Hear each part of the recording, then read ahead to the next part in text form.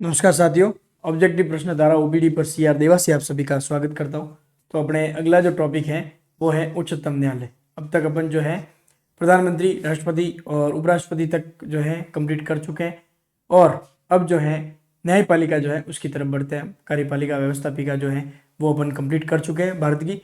आज जो ये है भारत लेवल का जो है वो अंतिम टॉपिक रहेगा उच्चतम न्यायालय। उसके बाद जो नेक्स्ट टॉपिक जितने भी रहेंगे वो अपने रहेंगे राजस्थान से संबंधित, जिसमें अपन राजस्थान की व्यवस्थापिका, कार्यपालिका और न्यायपालिका के बारे में पढ़ेंगे।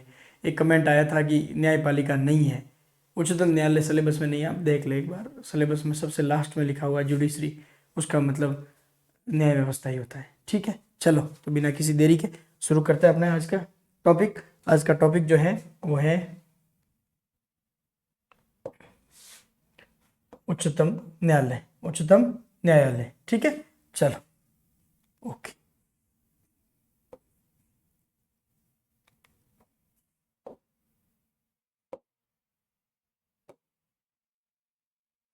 चलिए, तो पहले तो उच्चतम न्यायालय का प्रावधान कहां से कहां तक। तो उच्चतम न्यायालय का जो प्रावधान है वो भाग 5 फिफ्थ में अध्याय 4 में वर्णित है। भाग 5 में और अध्याय 4 में वर्णित है। अध्याय 4 में वर्णित है अनुच्छेद 124 से 147 तक। ये सारे अनुच्छेद इंपोर्टेंट है।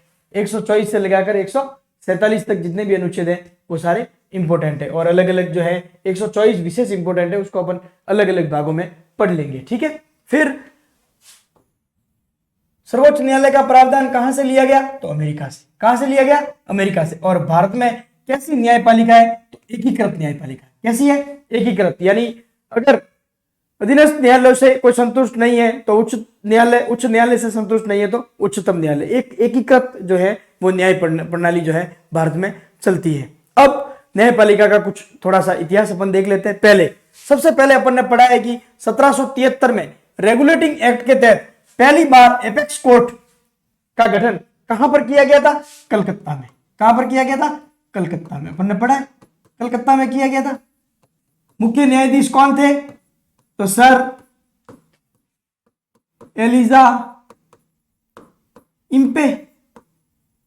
सर एलिजा इम्पे इसके मुख्य न्यायाधीश थे, जो कि 1773 के रेगुलेटिंग एक्ट के तहत 1774 में इसकी स्थापना की गई थी। कब की गई थी? 1774 में इसकी स्थापना की गई थी। कहां पर स्थापना की गई थी? कलकत्ता में स्थापना की गई थी। और सर एलिजा इम्पे जो है इसके मुख्य न्यायाधीश थे। यहां तक अपने को जानकारी है। अगर आप कंटिन्यूटी में पढ़ते आ रहे हो तो फिर आगे 1861 का जो एक्ट आया, उस एक्ट में अधिनियम था। 1861 के अधिनियम अपन ने पढ़ा था कि 1858 से पहले पहले जितने भी है वो चार्टर कहलाए और 1858 के बाद वाले जो क्या कहलाए? एक्ट कहलाए या अधिनियम कहलाए। उसमें पहली बार उच्च न्यायालय का प्रावधान किया गया। उच्च न्यायालय का अपन ने पढ़ा था तीन जगह उच्च न्यायालय का प्रावधान किया गया था। कहां कहां? तो यहां लिख देता हूं मैं इसके बारे में। एक तो मद्रास में, एक बंबई में और एक कलकत्ता में। इन 3 जगह पर जो है किसका प्रावधान किया गया था? उच्च न्यायालय का प्रावधान किया 1861 के एक्ट के तहत। यह अपन जानकारी जो है संवैधानिक विकास जो था, क्रमिक विकास जो पढ़ा था, उसमें अपन पढ़ चुके हैं। अब आगे बढ़ते हैं।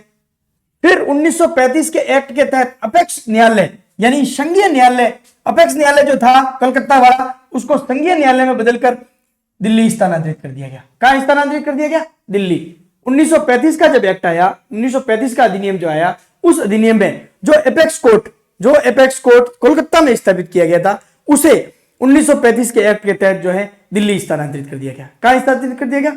दिल्ली। और कब स्थानांतरित किया? तो ध्यान रखना आप, 1 अक्टूबर 1937 में। 1 अक्टूबर 1937 में जो है इसे स्थानांतरित करके कहां ले गए? एपेक्स कोर्ट को, जो कि 1773 के रेगुलेटिंग एक्ट के तहत 1774 में स्थापित किया गया था एपेक्स कोर्ट कलकत्ता में, उसे वहां से स्थानांतरित करते हुए 1935 के एक्ट से दिल्ली ले आए। संघीय न्यायालय नाम बदल कर क्या कर दिया? संघीय न्यायालय कर दिया। और संघीय न्यायालय जो है उसका मुख्य केंद्र या संघीय न्यायालय का जो केंद्र है वो उसे नई दिल्ली या दिल्ली में ट्रांसफर कर दिया गया। और 1 अक्टूबर 1937 को यह ट्रांसफर किया और 1 अक्टूबर 1937 से ही इन्होंने कार्य प्रारंभ कर लिया था। फिर आगे 26 जनवरी 1950 जब देश का संविधान जो है वो लागू हुआ, तब क्या हुआ को सर्वोच्च न्यायालय की स्थापना हुई। इसको ही संघीय न्यायालय को बदलकर मूल जो ढांचा अभी वर्तमान में जो है वो लाया गया 26 जनवरी 1950 के दिन, और इसका नाम रखा गया सर्वोच्च न्यायालय। क्या नाम रखा गया? सर्वोच्च न्यायालय। और 28 जनवरी 1950 को भारत का सबसे बड़ा अपीलीय न्यायालय घोषित कर दिया गया इसे। उस एपेक्स कोर्ट के तहत यह प्रावधान था कि अगर एपेक्स कोर्ट से कोई संतुष्ट नहीं है तो वो जो है ब्रिटिश अपने इंग्लैंड में है अपनी अपील जो है वो दायर कर सकता था। तो उससे भी ऊपर था, अपीलीय न्यायालय उससे ऊपर था। लेकिन 26 जनवरी 1950 को जब सुप्रीम कोर्ट की स्थापना की और 28 जनवरी को यह घोषणा की गई कि यह सबसे बड़ा अपीलीय न्यायालय, सबसे बड़ा अपीलीय न्यायालय कौन सा होगा? सुप्रीम कोर्ट ही होगा। इसलिए यहां ये लाइन जो लिखी गई इंपॉर्टेंट है, क्योंकि एपेक्स कोर्ट में यह प्रावधान था, इसमें यह प्रावधान नहीं था। क्लियर? आई थिंक यहां तक आपके क्लियर हो गया होगा। अब आगे बढ़ते हैं। भारत में न्याय व्यवस्था में सर्वोच्च स्तर पर, सर्वोच्च नहीं है, अपीलीय न्यायालय के रूप में दिल्ली में स्थित है। यही बात अपन ने क्लियर कर दी। न्याय व्यवस्था का सबसे ऊपरी जो न्यायालय है वो सुप्रीम कोर्ट है, और कहां स्थित है? तो दिल्ली में स्थित है। कहां स्थित है? दिल्ली में स्थित है। अब आगे थोड़ा और इतिहास देखते हैं। जब 1935 में इसे स्थापित करते हुए दिल्ली लाए तो दिल्ली में इसके मुख्य न्यायाधीश जो थे उनका नाम था मॉरिस ग्वायर। मॉरिस ग्वायर, ये अपन पढ़ चुके हैं 1935 के एक्ट में। सर मॉरिस ग्वायर को अपन 1935 के एक्ट में पढ़ चुके हैं, ठीक है। और यह कौन थे? तो sir Elijah Impey, sir Elijah Impey. Clear? I think यहां तक आपके क्लियर हो गया होगा। आगे, सर्वोच्च न्यायालय का गठन तथा विधि निर्माण किसके द्वारा किया जाता है? तो संसद द्वारा। सर्वोच्च न्यायालय का गठन संसद द्वारा किया जाता है और इसके लिए विधि निर्माण जो है वो भी संसद द्वारा की जाती है, ठीक है। क्लियर? अब आगे, सर्वोच्च न्यायालय की को संविधान का रक्षक कहते हैं, ये अपन पढ़ चुके हैं। संविधान का रक्षक जब मूल अधिकार पढ़े तब पढ़ चुके हैं। और कानूनों का अंतिम व्याख्याकर्ता, ये भी अपन जो है जब मूल अधिकार पढ़ रहे थे, अनुच्छेद 32 जब पढ़ रहे थे तब अपन ने ये चीज जो है वो पढ़ी थी कि इसे संविधान का रक्षक, अभिभावक कहा जाता है। रक्षक, संरक्षक और अभिभावक कहा जाता है। रक्षक, संरक्षक और अभिभावक कहा जाता है। और कानूनों की अंतिम व्याख्या करने वाला कौन है? तो वो सुप्रीम कोर्ट है। अब आगे, सुप्रीम कोर्ट में न्यायाधीशों की संख्या में वृद्धि, ये कंटिन्यू वृद्धि होती रही है, लेकिन अपने इंपॉर्टेंट है वो जो है वो जहां तक हो सके उनकी तरफ अपने को बढ़ना चाहिए। पहला है, एक तो पहला प्रारंभ में कितने थे? तो प्रारंभ में थे 8, एक मुख्य न्यायाधीश और 7 जो है न्यायाधीश, एक मुख्य न्यायाधीश और 7 जो है अन्य न्यायाधीश। और वर्तमान में 2019 से जो है ये संख्या कर दी गई है 34, जिसमें कि एक मुख्य न्यायाधीश है और 33 जो है वो अन्य न्यायाधीश है। एक मुख्य न्यायाधीश है और 33 अन्य न्यायाधीश है। क्लियर? लास्ट जो लेटेस्ट अपडेट जो हुआ है वो 2019 में 33+1। क्लियर? आई थिंक ये तो क्लियर हो गया होगा। अब आगे, स्वतंत्रता से पूर्व इसे फेडरल कोर्ट कहते थे। सुप्रीम कोर्ट को, संघीय न्यायालय को, एपेक्स न्यायालय जब संघीय न्यायालय में परिवर्तित हो गया, एपेक्स न्यायालय जब 1935 में संघीय न्यायालय में परिवर्तित हुआ, तब उस संघीय न्यायालय को स्वतंत्रता से पूर्व यानी 15 अगस्त 1947 से पूर्व जो है वो क्या कहा जाता था? तो फेडरल कोर्ट कहा जाता था। क्या कहते थे? Federal court. अब आगे बढ़ते हैं। अब इनके अनुच्छेदों के बारे में पढ़ते हैं। अपन ने देखा था 124 से शुरू होता है। पहला अनुच्छेद है 124, सर्वोच्च न्यायालय के गठन का प्रावधान, यानी देश में एक सर्वोच्च न्यायालय होगा। जिस तरह से देश में एक राष्ट्रपति होगा, देश में एक उपराष्ट्रपति होगा, देश में एक मंत्रिपरिषद होगी जिसका मुखिया प्रधानमंत्री होगा, उसी तरह से देश में एक सर्वोच्च न्यायालय होगा। यह प्रावधान किसमें है? तो अनुच्छेद 124 में। अब 124 के 1, 2, 3, 4 भाग जो है वो अपने को पढ़ने। सबसे पहला है अनुच्छेद 124(1), सुप्रीम कोर्ट की संरचना। सुप्रीम कोर्ट की संरचना क्या रहेगी, यानी उसमें कितने न्यायाधीशों की संख्या होगी, कैसे कौन वृद्धि कर सकता है, क्या है उसके बारे में। तो क्या है? संसद ने सुप्रीम कोर्ट के न्यायाधीशों की संख्या में वृद्धि हेतु सर्वोच्च न्यायालय न्यायाधीश संख्या अधिनियम 1956 बनाया। एक अधिनियम बनाया जो कि है सर्वोच्च न्यायालय न्यायाधीश संख्या अधिनियम 1956। उसके तहत ही जो है वो ये 33+1, या शुरुआत में जो 1+7 था, ये तो पहले की बात है, पहले कर दिए गए थे। उसके बाद जो परिवर्तन किए गए वो इस एक्ट के अधीन किए गए। किसके अधीन किए गए? इस एक्ट के, सर्वोच्च न्यायालय न्यायाधीश संख्या अधिनियम 1956 के तहत। ठीक है, चलो स्क्रीनशॉट ले लो आप लोग, फिर बढ़ते हैं अपन आगे। आई थिंक ये समझ में आ रहा होगा आपको।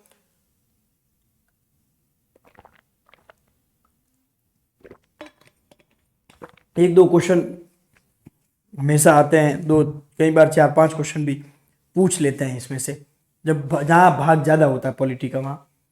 चलो आगे बढ़े। अब है अनुच्छेद 124(2).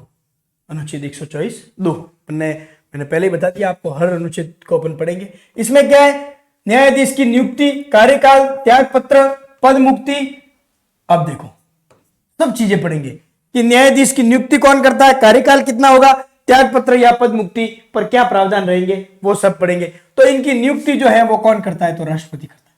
इनकी नियुक्ति किसके द्वारा की जाती है, राष्ट्रपति द्वारा।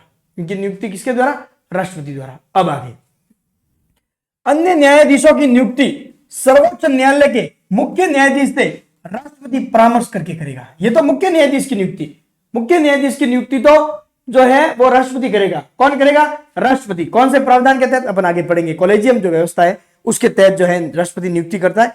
और अन्य न्यायाधीशों की नियुक्ति जो है, जो कि 33 न्यायाधीश अन्य है, उनकी नियुक्ति जो है वो सुप्रीम कोर्ट के मुख्य न्यायाधीश की सलाह पर राष्ट्रपति करता है। ठीक है, फिर बढ़ते हैं आगे। मुख्य न्यायाधीश की नियुक्ति वरिष्ठता के आधार पर की जाती है।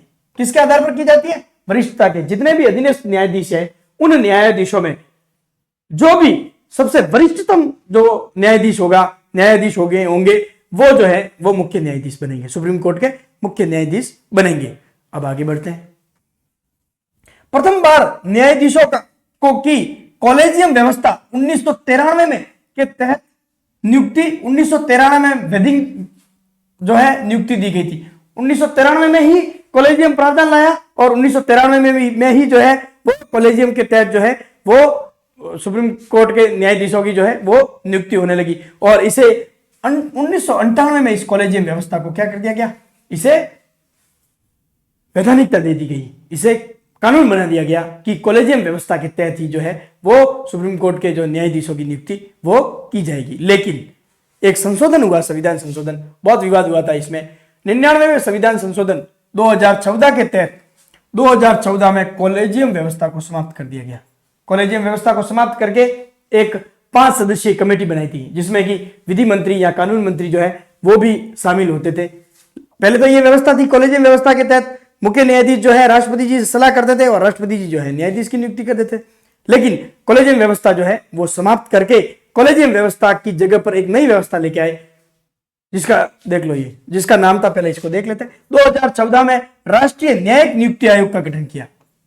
2014 में कॉलेजियम व्यवस्था को बंद करके राष्ट्रीय न्यायिक नियुक्ति आयोग बनाया गया। 5 सदस्य था, उसमें विधि मंत्री जो थे वो मुख्य विधि मंत्री भी जो है केंद्र के विधि मंत्री, केंद्र सरकार के, वो भी उसके सदस्य थे। लेकिन वापस कॉलेजियम प्रणाली के आधार पर सर्वोच्च न्यायालय में न्यायाधीशों की नियुक्ति होती है। न्यायाधीशों की नियुक्ति किसके आधार पर होती है, कॉलेजियम।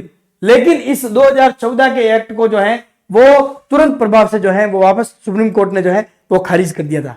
सुप्रीम कोर्ट ने क्या कर दिया था, खारिज कर दिया था। और वापस जो है वो किस आधार पर ही नियुक्ति होने लगी, कॉलेजियम व्यवस्था के तहत। सुप्रीम कोर्ट ने इसे गलत मानते हुए इसे खत्म कर दिया था और उसकी जगह पर वापस कॉलेजियम व्यवस्था जो है वो लागू कर दी गई थी। और कॉलेजियम व्यवस्था से ही आज भी नियुक्ति होती है। अब तक भारत में 2 बार अपवाद वरिष्ठता क्रम का उल्लंघन हुआ है।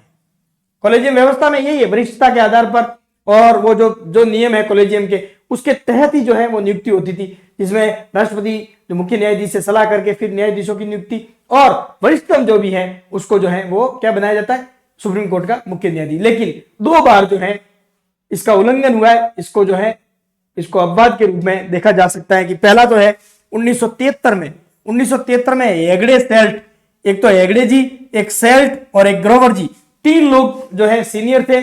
उन तीनों सीनियर को छोड़कर उनसे जूनियर जो थे अजित नाथ रे, उनको बना दिया गया था। अजित नाथ रे जो जूनियर थे, 3 लोग थे, हेगड़े, सेल्ट और ग्रोवर। इन 3 लोगों को छोड़कर जो है वो मुख्य न्यायाधीश किसको बना दिया गया था, अजित नाथ रे। अजित नाथ रे, पहला तो अपवाद ये। दूसरा अपवाद है 1977 में, जब वरिष्ठ HR खन्ना को छोड़कर मुख्य न्यायाधीश MU बेग को बना दिया गया था। MU बेग को जो है मुख्य न्यायाधीश बना दिया। 2 अपवाद है, ठीक है। अब आगे बढ़ते हैं। अब 77 बस लास्ट है। 77 के बाद 78 से अब तक वरिष्ठता के क्रम की जो परंपरा है उसका पालन हो रहा है। 78 के बाद जो है इस क्रम को नहीं तोड़ा गया, इसी क्रम से है, इसी का जो है पालन किया जा रहा है, ठीक है। अब आगे बढ़ते हैं। ये तो हो गई, यहां तक तो हो गई अपने नियुक्ति। अब आगे सर्वोच्च न्यायालय के न्यायाधीशों का कार्यकाल निर्धारित नहीं है, फिक्स कोई कार्यकाल निर्धारित नहीं है। दूसरी बात, नियुक्ति के बाद सेकंड नंबर कार्यकाल है, कार्यकाल कोई निर्धारित नहीं है। सिर्फ और सिर्फ उनकी न्यायाधीशों की सेवानिवृत्ति की जो आयु है वो 65 वर्ष है। कितनी है? 65 वर्ष। 62 वर्ष थी, जिसको बढ़ाकर कितना कर दिया गया? 65 वर्ष। सिर्फ और सिर्फ यह है, कार्यकाल का कोई प्रावधान नहीं है।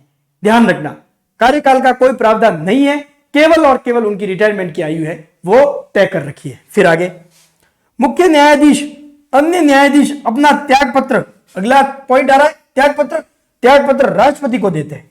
किसको देते हैं? राष्ट्रपति को देते हैं। और अनुच्छेद 24(1) के तहत राष्ट्रपति जो है इन्हें पद मुक्त कर सकता है। अब आ गई पद मुक्ति की बात, त्याग पत्र और पद मुक्ति। राष्ट्रपति जो है वो ही जो है मुख्य न्यायाधीश और न्यायाधीश जो है उनको क्या कर सकता है? पद मुक्त कर सकता है। फिर आगे बढ़ते हैं। अनुच्छेद 124(3) सर्वोच्च न्यायालय के न्यायाधीशों की योग्यताएं, या लिख देता हूं मैं छोटा, ये फाइल ट्रांसफर करते वक्त हो जाता है, योग्यताएं, ठीक है। ये योग्यता है, सीधा है, ठीक है। इतनी छोटी सी लाइन में योग्यता लिखा हो।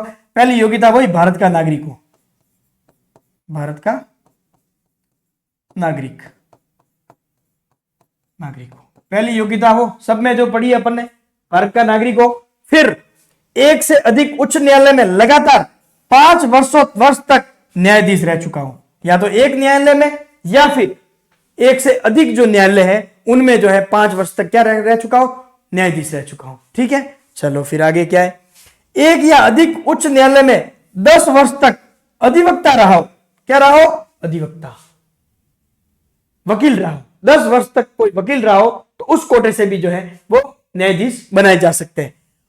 राष्ट्रपति की नजर में विधिवेता हो, विधि का जानकार हो, कानून का जानकार हो, उसे जो है उसे भी राष्ट्रपति जी जो है वो मुख्य न्यायाधीश बना सकते हैं, न्यायाधीश बना सकते हैं। लेकिन अभी तक इसके मामले में जो है अभी तक कोई नियुक्ति नहीं हुई। आज दिन तक अभी तक किसी राष्ट्रपति ने जो इस मामले के हिसाब से किसी की नियुक्ति नहीं की है। नोट, संविधान में उच्चतम न्यायालय के न्यायाधीश की नियुक्ति के लिए न्यूनतम आयु का उल्लेख नहीं है। अभी जस्ट अपन ने बात की है, सॉरी ये तो कार्यकाल की बात की थी अपन ने। न्यूनतम आयु का कोई उल्लेख नहीं कि भाई कम से कम कितनी एज का जो है वो नियुक्त हो सकता है। अधिकतम आयु का उल्लेख जरूर है, 65 वर्ष। इनके कार्यकाल का कोई उल्लेख नहीं है। क्लियर? स्क्रीनशॉट ले लो आप लोग।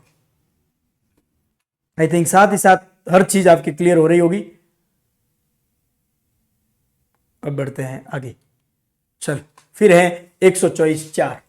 मैंने कहा था पूरा 124(7) तक जो है इंपॉर्टेंट थे, इसलिए कोई स्किप नहीं किया गया, सारी चीजें जो है वो आपके लिए शामिल की गई है। 124(4) क्या कहता है? न्यायाधीशों की पद मुक्ति, न्यायाधीशों की पद मुक्ति आधार सिद्ध कदाचार या कार्य अक्षमता के आधार पर, या तो फिर उनका जो आचरण जो है वो आचार जो है कदाचार हो जाए, जो आचरण है वो सही नहीं होए और सिद्ध जो कदाचार हो जाए उनके ऊपर, या फिर कार्य क्षमता में कमी आ जाए।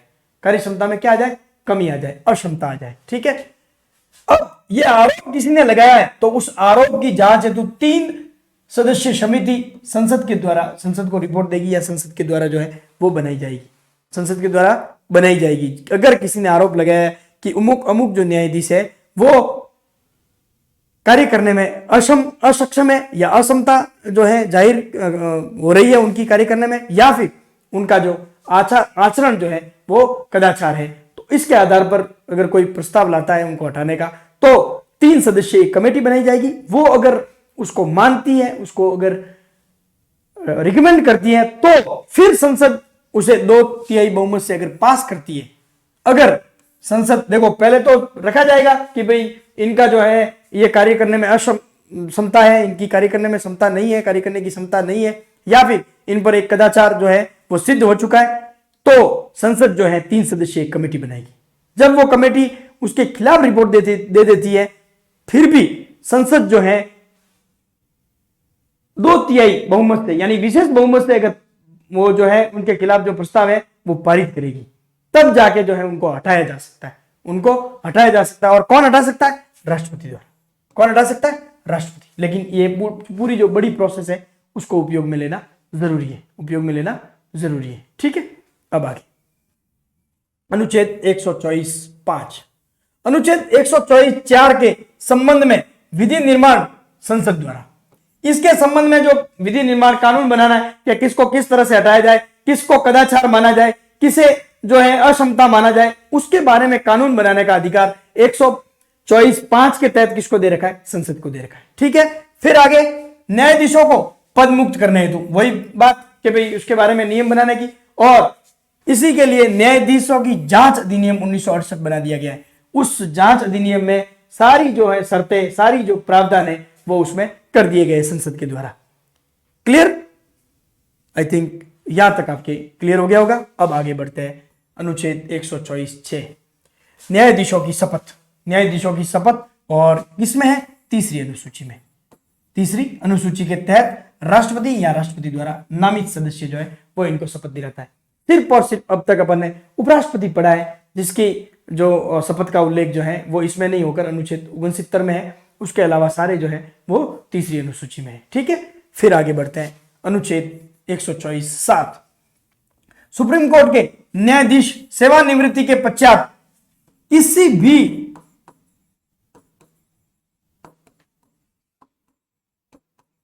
न्यायालय में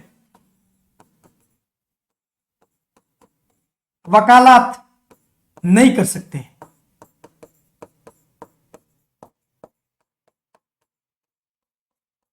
ठीक है, किसी भी न्यायालय में जो है वो वकालत नहीं कर सकते। रिटायर्ड हो गए उसके बाद किसी भी न्यायालय में जो है वो वकालत का कार्य नहीं कर सकते। आई थिंक क्लियर हो गया होगा। अब आते हैं अपने अनुच्छेद 125। 124 इतना बड़ा अनुच्छेद है। देखो 124 के तहत पहले तो है उनकी जो है नियुक्ति का प्रावधान कि भाई किस प्रकार के किस आधार पर जो है उनकी नियुक्ति की जाएगी, इनका जो गठन है वो है। फिर सुप्रीम कोर्ट की संरचना क्या रहेगी, फिर उसके बाद उसकी नियुक्ति, त्यागपत्र, कार्यकाल और पद मुक्ति, फिर उनकी योग्यता क्या रहेगी, फिर न्यायाधीशों को पद मुक्त करना, फिर 5 के लिए जो 124(4) के लिए नियम बनाने का अधिकार किसका है? संसद का है पद मुक्त करने के लिए। फिर 6 के तहत जो है उनकी शपथ का प्रावधान और 7 के तहत है उनकी सेवानिवृत्ति। और अब बढ़ते हैं अनुच्छेद 125, न्यायाधीश का वेतन। न्यायाधीश का वेतन 2,80,000 जो है 2,80,000 ये तो है मुख्य न्यायाधीश का, मुख्य न्यायाधीश का। ठीक है, और 2,50,000 जो है वो किसका है? वो न्यायाधीश का। ठीक है, मुख्य न्यायाधीश का 2,80,000 और 2,50,000 जो है वो न्यायाधीश का है, अभी वर्तमान के लिए है। ठीक है, अब ये अपडेट होते रहते हैं, बदलते रहते हैं, इसलिए मैंने आप लोगों ने पढ़ा होगा, राष्ट्रपति भी पढ़ा, उपराष्ट्रपति भी पढ़ा, प्रधानमंत्री भी पढ़ा, मैंने कहीं भी वेतन सिर्फ ये लिखा कि भाई इसमें वेतन का प्रावधान है, या फिर ये बताया गया कि वेतन जो है वो किससे दिया जाता है, कौन सी निधि से दिया जाता है, वो जरूर बताया। बाकी जो है वेतन जो लिखवाने का कम से कम कोशिश की है, क्योंकि वो अपडेट होता रहता है इसलिए। फिर है अनुच्छेद 126, कार्यकारी मुख्य न्यायाधीश की नियुक्ति राष्ट्रपति द्वारा। किसी कारण से अगर मुख्य न्यायाधीश का पद खाली हो जाता है, त्यागपत्र, मृत्यु या फिर अन्य किसी कारण से जो है अगर मुख्य न्यायाधीश का पद खाली हो जाता है, तो कार्यवाहक या कार्यकारी न्यायाधीश नियुक्त करने की जो अधीनस्थ न्यायाधीश है उनमें से किसी न्यायाधीश को जो है वो नियुक्त करने का अधिकार किसका है? तो राष्ट्रपति जी का। फिर है 127, तदर्थ न्यायाधीश की नियुक्ति। सुप्रीम कोर्ट में गणपूर्ति यानी 1/3 के अभाव में सुप्रीम कोर्ट न्यायाधीश मुख्य न्यायाधीश द्वारा राष्ट्रपति की अनुमति से जो है वो तदर्थ एडॉक न्यायाधीश जो है वो नियुक्त कर सकते हैं। मतलब गणपूर्ति पूरी करने के लिए, गणपूर्ति पूरी करने के लिए कुछ समय के लिए जो है न्यायाधीश नियुक्त किए जा सकते हैं। तदर्थ न्यायाधीश यानी जो मुख्य न्यायाधीश नहीं है, लेकिन उनमें से जो न्यायाधीश वाली योग्यता रखते हैं उन्हें जो है वो कुछ समय विशेष के लिए जो है एडॉक न्यायाधीश या तदर्थ न्यायाधीश जो है वो नियुक्त कर सकते हैं। वो अधिकार किसका है? तो वो सुप्रीम कोर्ट के मुख्य न्यायाधीश जो है वो राष्ट्रपति जी से सलाह करके जो है वो कर सकते हैं। ठीक है, फिर अनुच्छेद 128, सुप्रीम कोर्ट की बैठकों में अवकाश प्राप्त व सेवानिवृत्त न्यायाधीशों का भाग लेना। कई बार ऐसी कंडीशन हो गई कि भाई न्यायाधीशों के पद खाली है तो सेवानिवृत्त जो है उनमें से भी राष्ट्रपति जी की अनुमति से मुख्य न्यायाधीश जो है वो उनको भी जो बुलाकर जो है वो उसमें बैठकों में सुप्रीम कोर्ट के जो फैसले जो बैठक है उनमें भाग लेने के लिए आमंत्रित कर सकते हैं मुख्य न्यायाधीश राष्ट्रपति जी की सलाह से। देखो सब चीजें आ गई। कार्यवाहक नियुक्त करने के लिए राष्ट्रपति, अगर जो है तदर्थ न्यायाधीशों की आवश्यकता है तो भी राष्ट्रपति जी की अनुमति से, और अगर कोई रिटायर्ड हो रखे हैं और उनको वापस लगाना तो भी राष्ट्रपति जी की अनुमति से लगाया जा सकता है। फिर आगे अनुच्छेद 129, सुप्रीम कोर्ट एक अभिलेखीय न्यायालय है। कि अभिलेखीय क्या होता है भाई? अभिलेखीय न्यायालय का मतलब होता है कि सुप्रीम कोर्ट के फैसलों को अभिलेखों के रूप में रखा जाता है, यानी सुप्रीम कोर्ट के फैसलों को आधार बनाते हुए अधीनस्थ न्यायालय जितने भी है, उच्च न्यायालय, जिला न्यायालय जितने भी हैं, वो उनको स्टडी करते हुए उनके आधार पर जो है वो फैसले दे सकते हैं। वो एक अभिलेख के रूप में काम करेगा, एक ऐसे कागज के रूप में काम करेगा जो आने वाले समय में अधीनस्थ न्यायालयों के फैसले करने के लिए काम आएंगे। उसी तरह से उच्च न्यायालय जो है वो भी एक अभिलेखीय न्यायालय, वो किन के लिए? तो वो अधीनस्थ जितने भी न्यायालय जैसे जिला न्यायालय या सेशन कोर्ट जो है उनमें जो है उनके लिए जो है वो अभिलेखीय न्यायालय, यानी उनके द्वारा जो डिसीजन दिए गए उनका रेफरेंस देते हुए जो है वो निर्णय कर सकते हैं। तो सुप्रीम कोर्ट एक अभिलेखीय न्यायालय। 129 ठीक है। फिर है 130, राष्ट्रपति की अनुमति से सुप्रीम कोर्ट की बैठक दिल्ली के अलावा अन्य स्थान पर भी हो सकती है। दिल्ली के अलावा दूसरी जगह भी, मुख्य सर्वोच्च न्यायालय का मुख्य केंद्र या कार्यालय कहां पर है? तो नई दिल्ली में। लेकिन अगर राष्ट्रपति जी अनुमति दे तो दिल्ली के अलावा भी बैठकें आयोजित की जा सकती है। ऐसा आज तक 2 बार हुआ है। एक तो 1951 में जब हैदराबाद में बैठक बुलाई गई थी, सुप्रीम कोर्ट की बैठक कहां रखी गई थी? हैदराबाद में। और एक 1954 में जब श्रीनगर में, कहां पर? श्रीनगर में, जम्मू कश्मीर के श्रीनगर में जो है वो बैठक आयोजित की गई थी। जम्मू कश्मीर के श्रीनगर में जो है वो बैठक आयोजित की गई थी। फिर आगे फिर आता है उच्चतम न्यायालय के कार्य तथा क्षेत्राधिकार। 3 है, 3 भागों में बांटा है अपने सुप्रीम कोर्ट के जो कार्य या जो क्षेत्राधिकार जो है उन्हें 3 भागों में, 3 प्रकार के जो क्षेत्राधिकार है वो उस तरह से बांटा है। पहले तो अपन एक बार देख ले कार्य क्षेत्र क्या होता है। कार्य क्षेत्र है संपूर्ण भारत, पूरा भारत जो है वो कार्य क्षेत्र है। सुप्रीम कोर्ट का कार्य क्षेत्र कौन सा है? पूरा भारत है। अब मौलिक अधिकारों के रक्षक के रूप में, मौलिक अधिकारों के रक्षक के रूप में भी उनका जो है वो क्षेत्राधिकार है। और सुप्रीम कोर्ट की समस्त कार्रवाई अंग्रेजी भाषा में होगी। ये कौन सा अनुच्छेद प्रावधान करता? तो अनुच्छेद 348। अनुच्छेद 348 के तहत सुप्रीम कोर्ट की समस्त कार्रवाई है वो कौन सी भाषा में होगी? अंग्रेजी भाषा में। ठीक है, चलो स्क्रीनशॉट ले लो आप लोग। यहां तक आई थिंक क्लियर हो गया होगा। अब बढ़ते हैं आगे। अब है इनके क्षेत्राधिकार, ठीक है, या मूल क्षेत्र। पहला है प्रारंभिक या मूल क्षेत्राधिकार, अनुच्छेद 131। ठीक है, भारत सरकार एवं राज्यों या 2 से अधिक राज्यों के आपसी विवाद का निपटारा, अनुच्छेद 131 के तहत। अगर भारत सरकार और किसी राज्य के मध्य जो है अगर कोई विवाद हो रखा है तो उस पर सुनवाई करने का सीधा सीधा क्षेत्राधिकार या मूल क्षेत्राधिकार जो किसका रहेगा? सिर्फ सुप्रीम कोर्ट का रहेगा। उस पर अधीनस्थ कोई न्यायालय जो है वो सुनवाई या वो जो है निर्णय नहीं दे सकते। अगर केंद्र सरकार और राज्य सरकार के मध्य कोई टकराव है तो, या फिर 2 से अधिक राज्यों के मध्य जो है वो किसी वाद का जो है वो टकराव है तो उस पर भी जो है वो फैसला करने का अधिकार किसी भी निम्नतम जो न्यायालय उसका नहीं है। वो सीधा का सीधा किसका मूल अधिकार है? वो है सुप्रीम कोर्ट का। क्लियर? आई थिंक ये आपके क्लियर हो गया। या तो 2 राज्य आपस में उनका विवाद हो जाए तो भी सुप्रीम कोर्ट ही निर्णय लेगा। कोई उच्च न्यायालय जो है वो उसमें भाग नहीं ले सकता, उसमें निर्णय नहीं दे सकता, उसमें अपील नहीं की जा सकती। या फिर केंद्र सरकार और किसी राज्य के मध्य या केंद्र या 2 से अधिक राज्यों के मध्य कोई विवाद हो जाए तो भी सुप्रीम कोर्ट जो है वो फैसला करेगा। फिर आगे अपन ने पढ़ा था राष्ट्रपति और उपराष्ट्रपति के निर्वाचन संबंधी कोई विवाद हो जाता है तो उसका निपटारा भी अनुच्छेद 71 पढ़ा था अपन ने। अनुच्छेद 71 दोनों में पढ़ा है, राष्ट्रपति में भी पढ़ा है, उपराष्ट्रपति में भी पढ़ा है। अगर इनके निर्वाचन में कोई विवाद होता है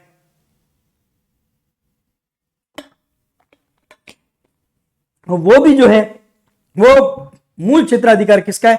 वो भी किसी हाईकोर्ट में रीट नहीं लगा सकते उसके खिलाफ, सुप्रीम कोर्ट का। ठीक है, फिर मूल अधिकारों की रक्षा करना, अनुच्छेद 32 के तहत मूल अधिकारों की रक्षा करने, मूल अधिकारों का रक्षक, मूल अधिकारों का अभिभावक, मूल अधिकारों का संरक्षक किसे माना गया है? तो वो भी माना गया है सुप्रीम कोर्ट को। ठीक है, ये तो है सीधे सीधे, यानी किसी भी अधीनस्थ न्यायालय को कोई अधिकार नहीं है इस मामले में। फिर है अपीलीय क्षेत्र अधिकार, यानी अपील कर सकते हैं, भाई निचली अदालत ने कोई फैसला दिया तो उसके खिलाफ जो है वो अपील की जा सकती है। तो अपीलीय कैसे, किस प्रकार से है? तो देखो, पहला तो है 132 के तहत उच्चतम न्यायालय की अपीलीय अधिकारिता सिविल संवैधानिक मामलों में, सिविल संबंधित या संविधान से संबंधित जो मामले हैं उसमें अगर जो है हाईकोर्ट के डिसीजन से कोई अगर संतुष्ट नहीं है तो अपील जो है ऊपरी न्यायालय में यानी सर्वोच्च न्यायालय में कर सकता है। तो अपीलीय न्यायालय के रूप में भी जो है वो ये है। फिर ये तो हो गए सिविल मामले। दीवानी मामलों में भी अपील, संपत्ति संबंधी या पद संबंधी कोई विवाद हो रखा है, किसी संपत्ति के संबंधी दीवानी मामला है, या किसी पद से संबंधित कोई विवाद हो रखा है और अधीनस्थ न्यायालय का कोई फैसला आया है और उससे अगर कोई संतुष्ट नहीं है तो सुप्रीम कोर्ट में जो है वो अपनी याचिका जो है वो दायर कर सकता है। फिर आगे बढ़ते हैं। फिर है अनुच्छेद 134 फौजदारी मामलों में अपील। लड़ाई झगड़ा कोई हो रखा है और लड़ाई झगड़े में कोई फैसला आया है अगर अधीनस्थ न्यायालय का, तो भी जो है वो अपनी जो अगली अपील जो है वो सुप्रीम कोर्ट में कर सकता है, याचिका दायर कर सकता है। ये सिंपल सी बात है।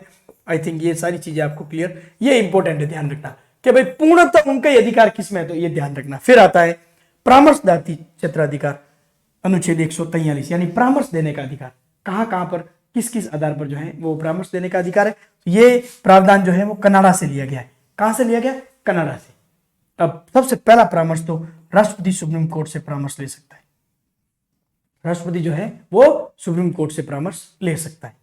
अपन ने देखा था कि अगर 26 जनवरी 1950 से पहले की अगर कोई प्रावधान है तो उसमें सुप्रीम कोर्ट को जो है सलाह परामर्श देने की अनिवार्यता है।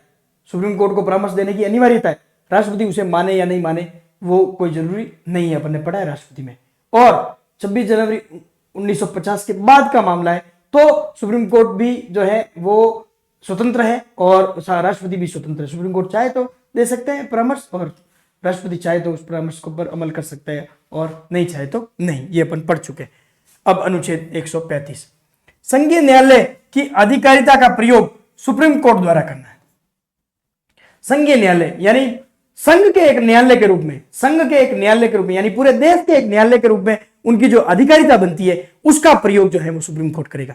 यानी संघ के एक मुख्य न्यायालय या सर्वोच्च न्यायालय होने के कारण उनकी जो ड्यूटीज बनती है, उनकी जो परामर्श देने की शक्ति बनती है, उसका जो है वो क्या करना, उसका जो है प्रयोग करना, उसका जो है उसके आधार पर जो है वो सलाह देना या परामर्श करना।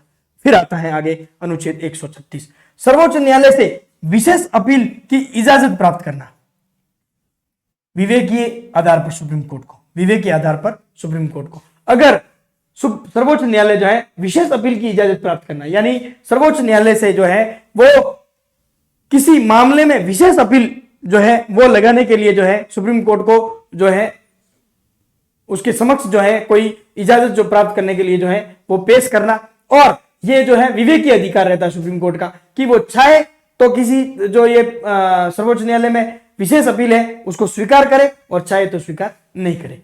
ठीक है। अब आगे है न्यायिक पुनरावलोकन 137 न्यायिक पुनरावलोकन यानी कोई कानून, कोई विधि संसद द्वारा बनाई गई, अगर संसद द्वारा बनाई गई और अगर सुप्रीम कोर्ट को यह लगता है कि भाई ये जो है कानून कहीं कहीं कोई प्रॉब्लम जो है वो सही नहीं है, कहीं कहीं जो है ये प्रॉब्लमेटिक है या ये कानून जो है वो सही नहीं है, तो उसकी जो है समीक्षा कर सकता है, उसका जो है पुनरावलोकन कर सकता है। ठीक है। न्यायिक समीक्षा का निर्णय अनुच्छेद 13 अपन ने पढ़े थे, मूल अधिकार से पढ़ा था अपन ने। मूल अधिकार अनुच्छेद कहां से कहां तक थे? अनुच्छेद 12 से 35 तक पढ़े अपन ने। तो उसमें अपन ने पढ़ा था 13 में ये पढ़ा था कि न्यायिक समीक्षा का जो है वो अधिकार है। न्यायिक समीक्षा का क्या है? अधिकार है। ठीक है। फिर आगे 138 संसद द्वारा सुप्रीम कोर्ट के अधिकारिता क्षेत्र में वृद्धि करना। संसद जो है वो सुप्रीम कोर्ट का जो क्षेत्र है, सुप्रीम कोर्ट का क्या है? क्षेत्र है, उसमें जो है वृद्धि कर सकते हैं, वृद्धि कर सकते हैं। उनकी अधिकारिता के जो क्षेत्र है, जैसे प्रारंभिक क्षेत्राधिकार, मूल अधिकार जो क्षेत्राधिकार है, उनमें भी कोई परिवर्तन करके एक और जोड़ सकते हैं, या उनमें से जो है वो कम ज्यादा किया जा सकता है। ठीक है, फिर आगे अनुच्छेद 139 सुप्रीम कोर्ट अनुच्छेद 32 यानी संवैधानिक उपचारों का अधिकार में उल्लेखित रीट जारी करने की शक्ति प्रदान करता है। अपन ने पढ़ा था कि अनुच्छेद 139 के तहत जो है वो अनुच्छेद 32 के लिए यानी संविधान मूल अधिकारों के रक्षक के रूप में जो है वो रीट जारी करने का संवैधानिक उपचारों का अधिकार जो 1932 अनुच्छेद 32 में दे रखा है, उसके तहत रीट जारी करने की शक्ति जो है वो कौन से अनुच्छेद के तहत दी गई है? अनुच्छेद 139, अनुच्छेद 139। क्लियर? चलो स्क्रीनशॉट ले लो आप लोग। अब बढ़ते हैं आगे। अब कुछ इनसे संबंधित महत्वपूर्ण तथ्य। पहला, इंदु मल्होत्रा भारत की पहली महिला अधिवक्ता है जो सीधे उच्चतम न्यायालय की जो है वो न्यायाधीश बनी थी। इंदु मल्होत्रा जो है पहली अधिवक्ता यानी वकील है जो कि सीधे क्या बनी थी? उच्चतम न्यायालय की क्या बनी थी? न्यायाधीश, मुख्य न्यायाधीश नहीं, न्यायाधीश। अभी तक कोई महिला मुख्य न्यायाधीश नहीं बनी है। भारत की कोई भी सुप्रीम कोर्ट की मुख्य जो न्यायाधीश है वो नहीं बनी। प्रथम दलित चीफ जस्टिस ऑफ इंडिया कौन थे? तो के.जी. बालाकृष्णन। भारत के प्रथम मुख्य न्यायाधीश कौन थे? तो हीरालाल जे कानिया। हीरालाल जे कानिया जो है वो प्रथम जो है मुख्य न्यायाधीश थे भारत के, भारतीय। भारत में वर्तमान में मुख्य न्यायाधीश कौन है? तो संजीव खन्ना। 51वें CJI है। 13 मई 2025 तक जो है इनका कार्यकाल रहेगा। 13 मई 2025 तक जो है वो इनका कार्यकाल रहेगा। मुख्य न्यायाधीश के रूप में सर्वाधिक कार्यकाल YV चंद्रचूड़, ये लगभग 7 वर्ष और कुछ माह के लिए, 7 वर्ष और कुछ माह के लिए जो है वो मुख्य न्यायाधीश रहे थे। सबसे बड़ा कार्यकाल। इनसे एक सवाल आया था, बहुत शानदार सवाल था, क्योंकि अभी जो 50वें मुख्य न्यायाधीश रहे थे वो भी चंद्रचूड़ थे। प्रश्न ये पूछा गया था, निम्न में से कौन सा तथ्य सही नहीं है? कौन सा तथ्य सही नहीं है? तब उसमें यह पूछा गया था कि YV चंद्रचूड़ 16वें मुख्य न्यायाधीश थे। 16वें मुख्य न्यायाधीश थे, एक तो ये पूछा। दूसरा ऑप्शन, दूसरे में ये लिखा हुआ था कि इनका कार्यकाल सबसे लंबा कार्यकाल था। सबसे लंबा कार्यकाल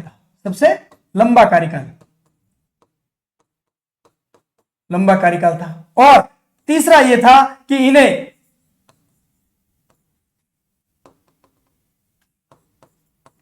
नीलम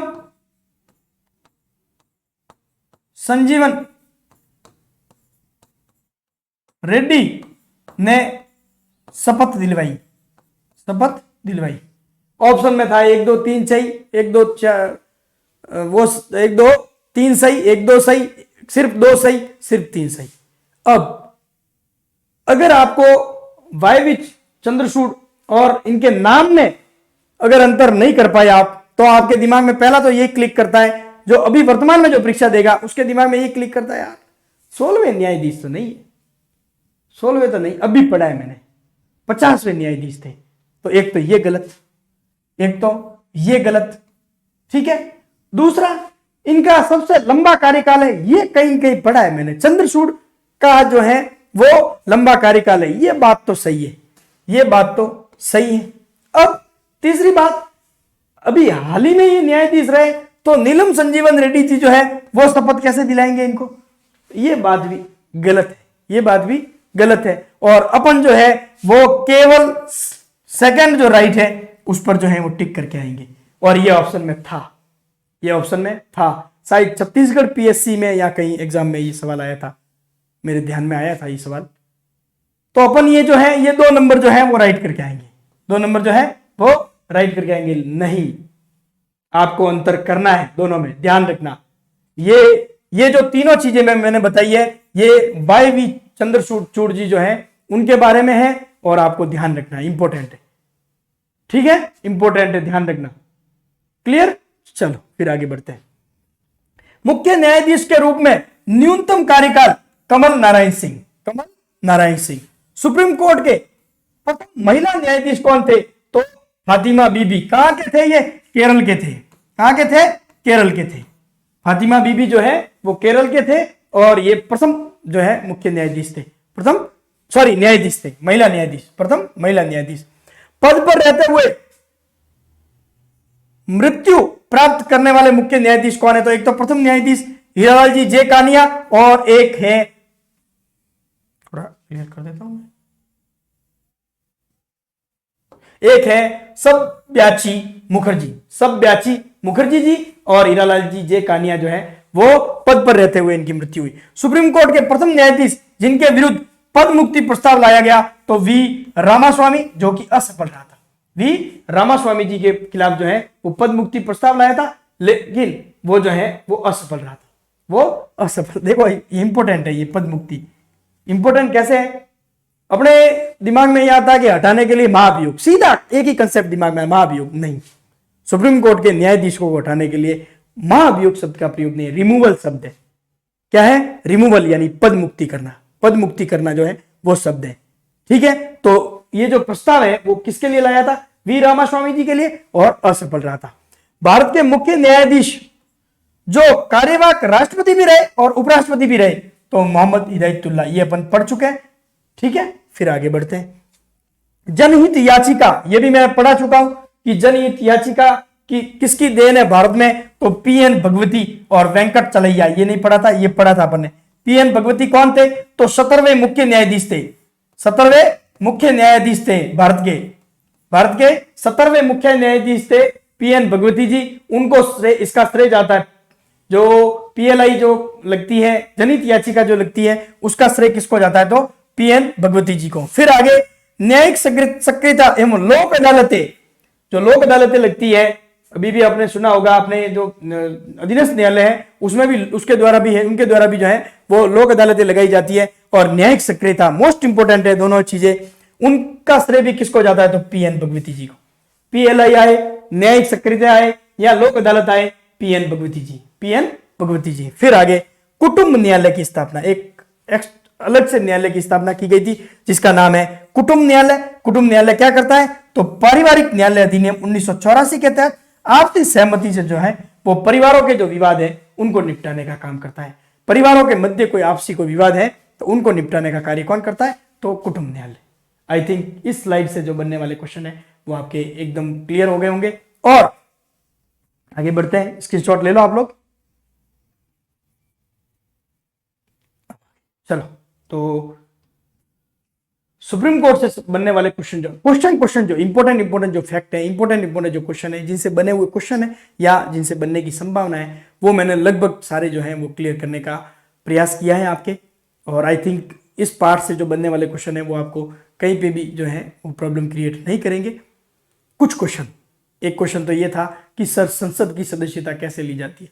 अभी लोकसभा चुनाव जब भी, अब तो अभी लेटेस्ट हुए, जब भी आए तो आप चुनाव लड़े तो उससे जो है वो आप सांसद बने और सांसद बन के जो है लोकसभा की सदस्यता या संसद की सदस्यता ले सकते हैं। और दूसरा जो है, अगर आप राज्यसभा सदस्य बन जाए तो उसके माध्यम से भी जो है वो सदस्यता प्राप्त कर सकते हैं। ठीक है, और बाकी तो सिलेबस आपके कोशिश करेंगे कि 10 फरवरी से पहले कोशिश तो यही रहेगी कि भाई उससे पहले हो जाए, और जहाँ तक होगा प्रयास करेंगे। कभी कभार हो सकता है क्लासें तबीयत की वजह से हो सकता है इधर उधर हो जाती है। और एक चीज़ और मैं आपको बता देता हूँ कि अपने अगली जो क्लासें रहेगी वो अब कल से जो है वो राज्य के बारे में पढ़ेंगे, राजस्थान के बारे में, उसकी विधायिका, कार्यपालिका और न्यायपालिका पढ़ेंगे। उसके बाद जिला प्रशासन और पंचायती राज और स्थानीय स्वशासन, ये जो टॉपिक है वो अपन पढ़ेंगे, रीड के सिलेबस के अकॉर्डिंग एक बार कंप्लीट करवाएंगे। ठीक है, मिलेंगे अगली क्लास में, तब तक के लिए राम राम, जय हिंद।